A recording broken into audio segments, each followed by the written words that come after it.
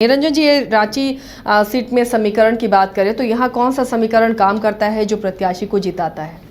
देखिए, यहाँ पर जो एक जातीय समीकरण है वो उसका असर तो होता है, लेकिन यहाँ पर राष्ट्रीय मुद्दे जो है रांची में वो ज्यादा हावी रहते हैं। और ऐसा पिछले 20-25 सालों से आप देखें तो वो आपको दिखेगा कि जो ट्रेंड है जो नेशनल लेवल पर उसे रांची फॉलो करता हुआ दिखता है। क्योंकि जब आप देखिए, जब ट्रेंड जो है बीजेपी के खिलाफ 2004 और 2009 में था, तब सुबोध कांत सहाय यहाँ से जीतकर दिल्ली गए थे। तो यहाँ पर आप देखते हैं कि यहाँ पर नेशनल ट्रेंड को जो है फॉलो करने की एक परंपरा सी दिखती है। और जब बीजेपी मजबूत होता है तो आप देखिएगा कि बीजेपी यहाँ से चुनाव जीतता है। 96 में बीजेपी यहाँ से जीता, 98 में, 99 में, 2014 में, 2019 में, उससे पहले 1991 में भी एक बार बीजेपी को यहाँ से जीत मिली थी। तो अगर आप वहां से जोड़ें और पिछले 34-35 सालों की बात करें तो ये बीजेपी का एक स्ट्रॉन्ग होल्ड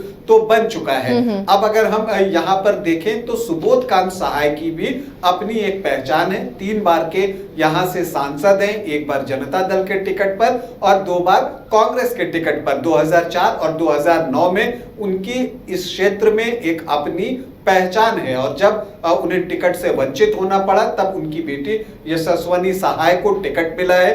वो उनके मार्गदर्शन के लिए हमेशा जो है वो उपलब्ध है। ये यशस्वनी के लिए जो है एक प्लस पॉइंट है। नहीं तो जो नए प्रत्याशी होते हैं उन्हें पहला चुनाव लड़ने में परेशानी होती है। लेकिन यहाँ पर अगर हम कास्ट कॉम्बिनेशन की तरफ जाएं और देखें तो हम ये देखते हैं कि क्रिश्चियंस और मुस्लिम को मिलाकर ऑलमोस्ट जो है 20-21% जो है वोट हो जाते हैं।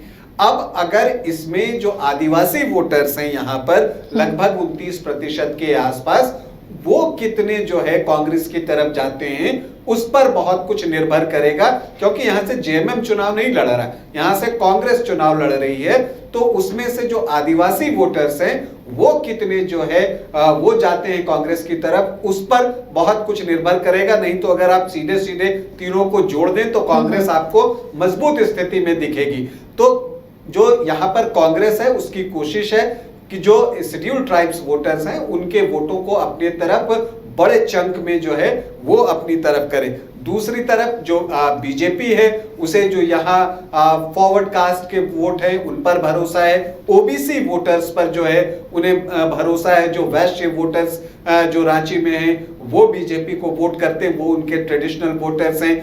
महतो वोटर्स जो हैं वो उनके जो है ट्रेडिशनल वोटर्स हैं। तो क्या महतो के सारे वोट बीजेपी में जाएंगे या फिर यहाँ पर देवेंद्र महतो भी चुनाव लड़ रहे हैं जेबीकेएसएस से, उनकी तरफ जो है वो वोटों का कुछ झुकाव होता है। लेकिन एक बात और है कि यहाँ सुदेश महतो जो है वो जो है बड़ी तत्परता के साथ और पूरे दमखम के साथ संजय सेठ के लिए जो है वो प्रचार करते हुए दिखे हैं। और उनकी जो है एक कुर्मी वोटर्स में अपनी पैठ है, उनकी अपनी पहचान है। और उनकी जो यहाँ पर सीट है सिल्ली, वो भी जो है इसी लोकसभा के अंतर्गत आती है। तो यहाँ पर ये देखना है कि उसमें बंटवारा कैसे होता है। तो कुल मिलाकर ऐसा दिखता तो है कि बीजेपी का पलड़ा थोड़ा सा भारी आपको एज दिखेगा। लेकिन अगर यशस्वनी सहाय जिस तरह से चुनाव लड़ रही हैं, मेहनत कर रही हैं, और अगर उन्होंने मुस्लिम क्रिश्चियंस के साथ आदिवासी वोटर्स का एक बड़ा चंक अपने नाम कर लिया,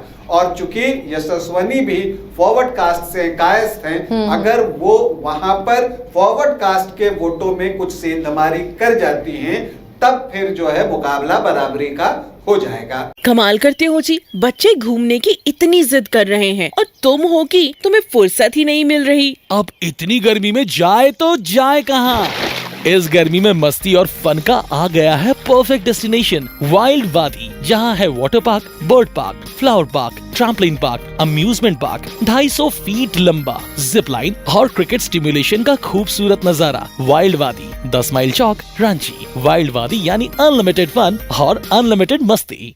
26 वर्षों में 17,000 से अधिक डॉक्टर बना चुका बिहार एवं झारखंड के छात्रों के बीच विश्वसनीय संस्थान गोल